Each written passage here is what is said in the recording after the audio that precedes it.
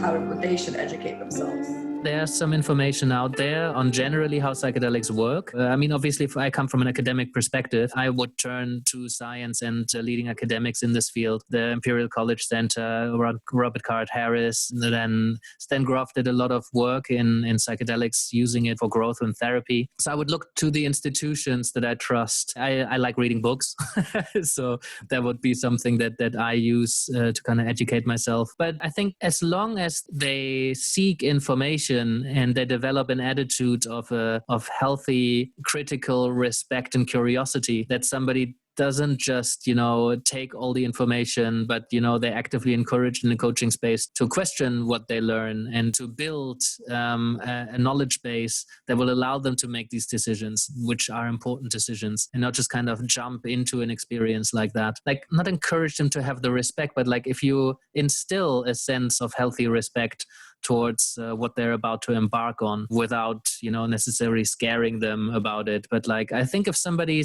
doesn't feel good about it because there might be a risk attached, maybe it's not for them, because there is some risk. The physical risk with SN psilocybin is very low. Like, there's no lethal dose that we have found yet. That it might trigger something. It might feel very uncomfortable, but it could also be the best experience of your life. You just don't really know. How important is it, do you think, to have your own psychedelic experiences to work with clients in this field? I think it allows you to relate to your client that bit more. Most CEOs work with coaches who have been CEOs or who have worked with a lot of CEOs. So it's a similar thing. Like, we tend to hire coaches from the space in which we are operating in. It doesn't mean that somebody who's coming in from the outside cannot hold a really good space for you. I think when it comes to preparation work, it would be a natural choice to work with somebody who's had experiences and who has knowledge. But you need to contract carefully with your coach on how they will be working with you. So if there's a client out there looking for a coach, to ask your coach to what extent they're willing to give you advice and guide you.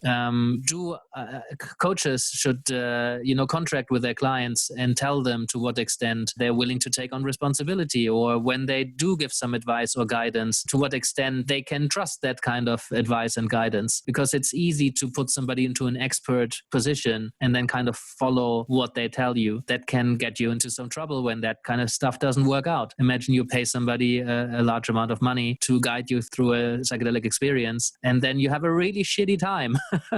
You might want your money back. What's that going to be like for you as a coach? Or, in America, people like to sue each other. What happens if there's some really well-intentioned advice that works for most people most of the time, or has worked for all people all the time so far, and then there's this one person that it just doesn't, which might happen. So how are you going to deal with that? I think it makes sense to have had some experiences, but if you're the kind of coach who holds space and facilitates a process of somebody making sense of an experience, I don't think you necessarily need to have done psychedelics. If a normal coach who doesn't have any experiences sits down with one of their clients, and in their 5th session, the client comes in and said, by the way, last weekend I've had this psychedelic experience and this happened, and I've had these insights, and I've been asking some questions about who I am and how I live my life. I think most coaches will work with that. Will say, tell me about it. These are important questions for the coaching space. I don't think any coach would reject that because,